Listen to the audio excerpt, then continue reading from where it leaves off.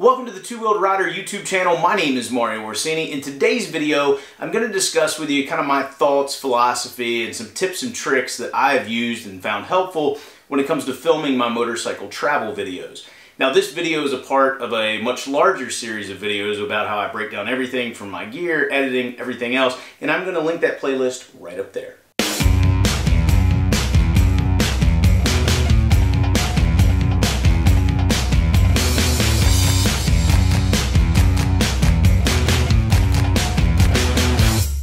Alright, so in the first three videos we talked about my gear, my motovlog setup, and then how I pack all the gear on my bike. In today's video, I'm going to kind of give you, my thoughts on how I film things. So the first thing you need to do before you go on a big motorcycle trip and you're planning on filming it is you need to test out your gear. You need to be totally familiar with how your cameras operate, how memory cards go in, how batteries work. You need to be 100% comfortable with everything, and you need to have tested it. Now, whether that's testing it out on the road, short trips around town or whatever, to make sure the audio quality is good, make sure the camera's mounted where you want it, whatever it is. You don't want to go out with brand new equipment on a big trip and then come back and be disappointed with the footage you shot. You guys may have seen my Kentucky series where I was still using basically the same setup, but I just switched helmets over to this XD4 and the audio wasn't quite as good as I wanted it to be. I'd only tested it once and I thought it was okay. Anyway, those kind of things are going to happen, so go ahead and test that camera equipment out before you go on your trip, because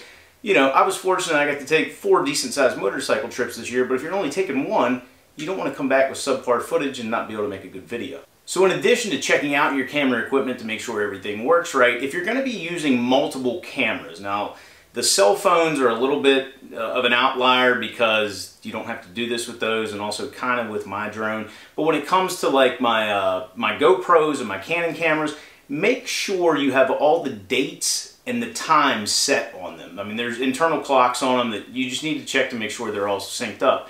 And the reason you want to do that is because then when you come back home and dump that footage into your computer, normally the default date's like January 1st, the year the camera was made, and if you didn't set everything up, it's going to be set up there, and if you did set it up on one camera, when you go to get all that footage together, it's going to be on multiple different days, and it's just going to make the editing process harder. So take the extra couple minutes it takes to go ahead and set up the dates and times, because it's going to make your life much easier down the road when it comes to editing. The other thing you need to do with your cameras before you leave is decide the settings you want to shoot in. Now, I've told you I normally shoot 1080, 60 frames per second on most of my cameras. When it comes to the GoPro, I shoot what's called wide mode, at least while I'm on the bike. Off the bike, I shoot in linear mode if I'm using a GoPro, and I'll talk a little bit more about that here in just a few moments. But just choose your settings. I'm not saying there's a right or wrong. You just want to make sure it's the settings you want to edit in later on, it's the quality of video footage you want to shoot, and it's just the look you want. So, and again, if you're using multiple GoPros, you're using multiple cameras, test them all out, figure out what it is you like best, but you don't want to be deciding that, on day 2 or day 3 into your trip and then totally flip-flop things. The other reason you want to be totally comfortable with your camera, especially if you have one of those GoPro Hero Sessions where it flips upside down, I won't call out any names, Pete Moravec, but he's been known to shoot it the wrong way. So I get the footage back in its profile versus widescreen, and I've done some fancy editing to still use it, but it's not as good as it could have been. So basically what I'm saying is make sure you are totally comfortable with your gear before setting out on a big trip if you're planning to shoot it. So when it comes to filming your motorcycle trip, what kicked off this series, I had a bunch of people reach out to me and say, hey, I've shot all this footage on my cameras and I don't really know what to do with it. It may or may not help those folks out, but those of you that haven't shot a lot of footage yet and you're planning to shoot your trips this upcoming year, this will definitely help you out. I need you to just keep this in mind. It sounds so simple. You're telling a story. There's a beginning of the story, there's a middle of the story, and there's the end of the story. And there are many different ways to tell a story, but if you guys have probably noticed with my videos, they're fairly similar to the way they begin. Either I'm talking to the camera in the hotel room or here at the house before I take off on a trip, or maybe I'm already on the road that morning at the first stoplight, or I've just started out, and I kind of give you a rundown for the day of what to expect from this video. That's kind of my beginning. The middle of the story for mine is all the interesting things I see throughout the day, and then the end of the story normally ends in a hotel room or here back at the house or whatever. And I do that a bunch of different ways. Sometimes I'm talking to the camera. I know there's been some videos where you see me keycard into the room and then we fade to black. You just kind of have to have that idea in mind. Now, I don't always know what the middle of my story is going to be because we're on a motorcycle. Weather changes. I'm going to places I've never been before. I don't really know what to expect. And I'll talk about how to film those things. But just keep that in mind that you're looking for a coherent story. You're on a motorcycle trip. You want to share that with other motorcyclists. So that'll make your life a little bit easier when you're deciding what it is you want to film.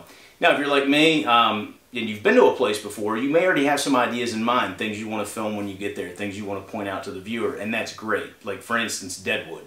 I know when I come to Deadwood, I want to come through that Welcome to Deadwood sign instead of taking the easier, more direct route around to my hotel room because it looks cool, it looks awesome on video. So if you know those things going into it, think about that a little bit. I mean, I'm not saying you need to write out a script or anything. We're not producing, major motion pictures, but you do want to end up with the best product possible. So just keep that in mind. You're telling a story. All right, so another question I get pretty often is, hey, do you just hit record on your GoPro and let it run all day? And the answer to that is a big fat no. Because everything you shoot, you're going to have to go back and watch because you're going to have to edit that down. So I normally only shoot narration, meaning I'm talking to the camera and I'm kind of setting up the day or pointing things out along the road, what have you. And then two other things I kind of shoot. I shoot interesting things. If I see something interesting, I flip on the camera and I start filming it. The other thing I shoot is, let's say I'm on West Virginia back roads or just fun back roads and, I know there's a bunch of twists and turns. I may shoot 10 minutes straight of footage or whatever and edit that down to like 20 seconds just to kind of give you the feel, the wind of the road. Or like when I was in Montana a couple of years ago and it was just so vast, I ran my camera for 5 to 10 minute bursts for a couple of hours and then that all got edited down to just a few seconds. I do not let the camera run all day long. The other thing I do on my GoPros, and I know people have come up with all sorts of crazy things where you can hardwire them, you don't have to worry about the battery dying and all this. For me, you saw how simple my motovlog setup is. I like to be able to pop that right off my helmet so if I get caught in a rainstorm or whatever, I can just throw it in my tank bag and I'm good to go. Hardwiring, I'm not interested in. So what I found works best, first off, make sure your battery is charged at the beginning of the day. And then at lunchtime, no matter where that battery's at, unless you just haven't used it, put a fresh battery in. And typically speaking, this is my rule of thumb, I always bring a spare battery for every camera. And in the instance of my GoPros, I have a spare battery for each of the 2 cameras, assuming I have 2 along, plus 1 extra. And that's always had me covered. I've never run out of battery life. When it comes to filming with a GoPro or any camera, hold the camera steady. Now, you've got your neck, which is a built-in shock system, so it's fairly easy to do on your GoPro, but what I see a lot of guys doing in videos is they get to an intersection and they're still talking, so they don't want to cut that out because maybe it's something important to the story they're telling, and they start doing this, up, down, left, right. Nobody wants to watch that. It's going to make us dizzy. So if you know you're coming up to an intersection or whatever and you're going to be looking around, just don't talk because you're probably not going to use that footage. So the more steady you hold your head or hold your camera, if your head's holding your camera or whatever, the better footage you're going to get. And we want the best footage possible. I hear so many people say, when I'm out filming stuff and, the camera's all shaky or whatever, oh, you can just edit that out. Maybe, but there's only so much you can fix in editing. The better quality footage you have, the better your video is going to be and the less time you're going to spend editing. So just keep that in mind. You don't want to be running along if you don't have a gimbal or something and your camera's all shaky. It's just not going to make for good footage. So just keep that in mind when you're filming. So one thing that I feel like separates my videos from a lot of motorcycle travel videos I watch is all the amount of footage I shoot off of the bike. I like to show those interesting things, whether it's a national park or just some cool roadside stop that I see along the way. Be sure to shoot that kind of stuff. That's really going to give the video some different dimension that, just riding along with a GoPro is not going to. Speaking of GoPro, if you're going to use a GoPro, like that's your only camera you have and you're going to shoot off the bike, my recommendation, especially on the newer models where you can make the adjustments, get it out of wide mode and put it in what they call linear mode, which is going to shoot more like a normal camera, so you're not going to get that fisheye effect. That little bit of fisheye effect's great on the bike because it gives you this nice wide view, but off the bike, especially if you're doing selfie mode or something like that, it's just going to distort the view. I don't think it looks as good, but depending on what kind of video you want to put out, you may think it looks cool for yours. So just keep that in mind. There are some different settings that you can flip it over to, but when you go back on your bike and you want to shoot wide or super view or whatever, just make sure you adjust that setting. The other thing to think about off the bike, take pictures. Because you're going to want those pictures to share with friends and family anyway. And then, I've implemented plenty of pictures into my videos. It can be done without making it look like a photo album, so definitely take lots of pictures.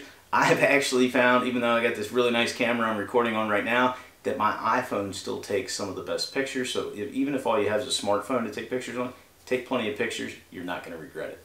All right, so I talked about how it's cool to, add some dimension, add some depth to your video by shooting stuff off the bike. The other thing you want to think about is the different camera angles you can shoot, the different views you can get. Now, if you're going to be doing a lot of stuff, and you guys will see this from time to time on my videos, it's a heavy riding day. I don't shoot that much off the bike, so it's a lot of GoPro footage, but there's still stuff you can do with it. Now, obviously use these tips at your own risk. I know many of you don't like the windshield on my 1290 Super Adventure, and I apologize for that. But if you noticed on my most recent, or not most recent, but my Alaska travel video series, you didn't see the windshield as much, and there's a reason for that. There were plenty of times I wasn't traveling at high speeds that I was able to stand up on the pegs and get above it. And I wasn't just doing that to cut the windshield out, but it gives you a different viewing angle and it gives you something different to look at. There have also been times where I'm riding down the road where you don't see it and you see the side of the road. And why is that?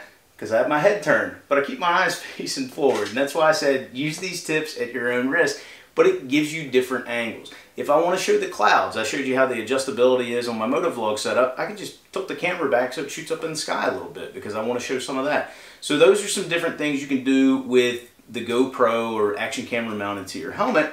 But there are also some things you can do with your auxiliary camera. So we're going to cut out to the garage for a second. I'm going to show you a few ideas of things you can do, using that ram mount setup or the suction cup setup. And then we'll come back here to the office and we'll go over a few more things you can do with your cameras. All right, so out here in the garage to show you a few different camera angles you can shoot if you're using the same type of equipment I am. This is the ram mount Tough Claw, which I talked about in a previous video.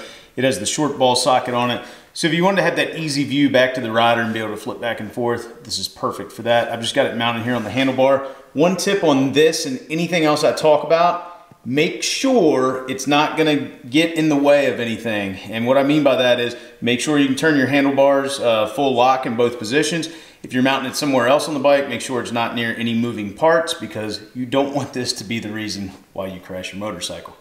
Now another option is using this suction cup attachment from GoPro. Just make sure you're gonna push this down and then there is a button here and then you will lock it into place. I believe GoPro has this rated to 120 miles an hour. I've got it mounted on the top case right now. I have done it in the past where I've mounted it on a windshield. I don't know how well it would work on this one, but really any solid surface, you could probably get away, solid smooth surface with mounting that attachment on and get yourself some pretty cool angles. Now another view you'll see me use from time to time is mounting the Tough Claw down here on the crash bar. You notice I have the camera mounted upside down. That really doesn't matter because I can just flip the view 180. There is a setting if you want to record upside down, but I really don't think it's worth the time. But you could mount this facing forward, you could mount it on the left-hand or right-hand side of the bike, you could mount it facing backwards. There's all different types of things you can do with these Tough Claws. Here's another idea. I just had it mounted over here on the grab rail. Now just two bits of advice. Whenever you're setting at cameras this way, if you have a center stand, you see mine's on the side stand right now, set it up on the center stand so you can make sure you've got the camera view perpendicular to the ground so it'll look the best. The other thing to take into account, it is a bit of a pain in the butt when you start mounting them in weird places because you don't want to fill up an hour's worth of footage of that view. It's just not that exciting. You're probably only going to use a few seconds of it. So, just keep that in mind and try to keep them somewhere where they're easily accessible or somewhere where you're going to shoot where you're only going to shoot a few minutes and then you've got the opportunity to kick that camera off and put it back where you want it. All right, so another thing you can do with your GoPros or action cameras, I keep saying GoPro because that's what I use most. If you have a passenger sitting on the back like I do on a lot of my trips, giving your passenger a selfie stick or even better, a gimbal, Kristen has got some of the most epic footage sitting on the back of the bike. I think the stuff shot on Pikes Peak was done with a simple selfie stick. And then later on, a year or two later, I guess a couple years later, we're going through Death Valley in Las Vegas, down the strip. She's back there with the gimbal. I mean, that makes for some awesome footage and just gives me different angles and stuff I can share to make my videos that much better. So if your significant other or just a passenger's on the back of your bike and they're willing to do some filming, they're going to be a little apprehensive at first. Well, what do I shoot? I just hand her the camera and go, shoot anything that looks interesting. I'll mess with it later. So when it comes to off-the-bike shooting of stuff, I mean, obviously you guys will see me carrying around my camera. I'm obviously shooting in selfie mode. It's pointed at me or I'm pointing at interesting things. But I've also mixed it up with some different camera angles. When you see me walking past a camera or something like that, you may not think about it at the time, but I'm my own film crew. There's no one filming me. So literally, I have to set the camera up, I walk away from the camera, I walk back past the camera, I get that shot, and I have to come back and get the camera. There's all sorts of things you can do. People don't always have to be perfectly within frame. It could be an upward angle, a downward angle, one from the side. There's all different sorts of things you can do. It's as creative as you want to be. So just keep that in mind when you're filming. Also, when you're in a hotel, you may not have the best lighting in there, so if you can get in front of a window and set your camera up, it'll light you up a little bit better, because again, if you're shooting in the dark, you can lighten that up a little bit in post, but it's never going to be as good as it could have possibly been if you just would have got good footage to begin with. And then one last thing that at least I've used the last couple of years to add more depth to my videos, different looks, different angles, is the drone.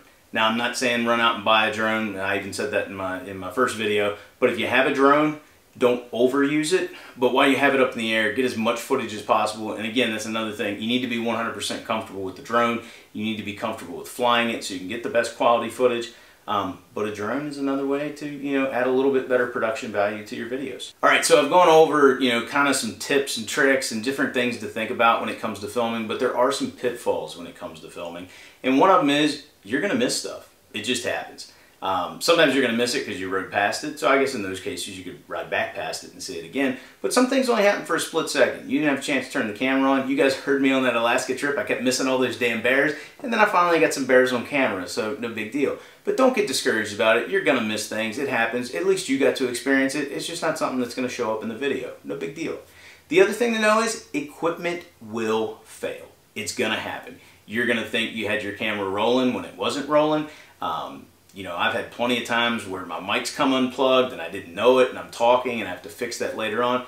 Again, don't get discouraged by it. It's equipment. It's going to fail. You're going to miss some stuff. It's okay. Just do your best. Get as much good footage as you possibly can that's usable and move on. It's no big deal. The other big pitfall, and this is what I've found most people have problems with, don't worry about other people. Yeah, I kind of look weird when I'm walking around with my camera out here and I'm talking to it. But if I don't do that, I don't end up with the footage that makes it into the video. And you might get some strange looks, but what I've found happens 9 times out of 10 is if I'm filming, people will come up to me afterwards and go, hey, what are you doing? And that gives me the perfect opportunity to say, well, I've got a YouTube channel, and they're, oh, what's it about? Well, it's about motorcycle travel. Where did you come from? Oh my goodness, you've ridden this far. It usually opens up a pretty good conversation. The other thing I've found, that normally only happens with older people. When it comes to little kids, and when I say little kids, I mean like 5 to 8 years old, when they see that camera and they see the little fuzzy thing on top with the microphone, they automatically come up to me and go, hey, are you a YouTuber? And that's cool. I hand them out some stickers or whatever. But don't be self-conscious. You're trying to shoot, assuming you're watching this series and this is something you want to do, you're trying to shoot the best video possible. Don't worry about what other people think. I mean, we're all out riding motorcycles. We constantly hear what other people think of how dangerous it is and all this stuff. Just let that roll off your back. Don't worry about it. But like I said, most people are really, really friendly about it. And once they find out what it is you're doing, you might get yourself a few more views and a few more subscribers. And then the last pitfall of filming your motorcycle travels, or really just filming anything, it's more work. When I'm out riding 500-600 miles in a day and I have to film, it is much more work. It's not as simple as just hitting the little button. I have to narrate along. I have to tell you, tell the camera what's going on so it ends up becoming a good video. I have to force myself when I'm tired and I need to stop and get gas to sometimes pull the camera out. It's just one of those things you kind of get used to, but even when I'm out in the garage filming a Back in the Garage series, if I was just doing a simple valve check, I don't know, maybe it takes me an hour and a half, but when I'm filming it, it takes 2.5, 3 hours because I got to set the camera up and I've got to make sure I say things properly. And if I misspeak, I've got to do it again. So it is more work. But what I have found is if I force myself for that 30-second inconvenience when I'm just kind of irritated and done with the day, or maybe I just want a nice warm shower and something hot to eat, if I force myself to do that 30-second clip and just say where I'm at, or show the room, or show off this cool thing, whatever it is, when I get back home after the trip and I go to edit it, I'm so happy I did that. So just keep that in mind. You're going to get frustrated at points in time. You're going to have somebody cut you off on the road and then you're just, I don't feel like dealing with this, or whatever. Just keep a positive attitude. I'm not going to say, if you're just having a bad day and you don't want to film, don't film. That's up to you. But I've found that, whenever I force myself in those situations where I'm just tired or burnt out, to go ahead and film it anyway. I put on that happy face and I go ahead and speak to the camera, and then when I get home I realize, you know what, that moment in time really wasn't that bad, and I'm glad I did film it, and it made for a better video. Alright, so when it comes to multiple day motorcycle trips, I back up my footage and photos at the end of every single day, because like I said, camera equipment will fail, your memory card at some point will fail, so if you back it up at the end of the day, and I normally back mine up to 2 external hard drives because I'm just being double careful, I don't have to worry about it. Not all 3 things, chances are going to fail. Or if I just back it up to 1 external hard drive, I have a backup copy of it. Chances of it and the memory card failing are slim to none. The reason why on longer trips I back it up to 2 externals is because eventually I'm going to run out of room on that memory card if I'm gone for 2 weeks. So I just go ahead and back it up, and then I clear it out at the end of the day. The other thing you want to make sure you do, recharge your batteries at the end of the day to make sure they're fresh and ready to go the next morning. And you also may want to check the settings on your camera again. Sometimes the batteries are out too long, it'll reset the date and time, and you don't want to deal with that crap later on. So those are just a couple of things. Also, just go over your equipment in general. Make sure the lenses are clear, or make sure the lenses are cleaned off. Make sure everything's functioning properly. That way everything should work for you the next day when you're back out on the road. Alright guys, so that's how I go about filming my motorcycle travel videos. I hope you got some tips, tricks, learned something in tonight's video. If you did, please be sure to give it a big thumbs up. If you're not a subscriber, consider hitting that subscribe button, because if you like motorcycles, well, this is the place to be. If you have any questions about anything I went over, how I film my videos, whatever, let me know those down in the comment section below, and I'll do my best to answer them. And as always, I'll talk to you again soon.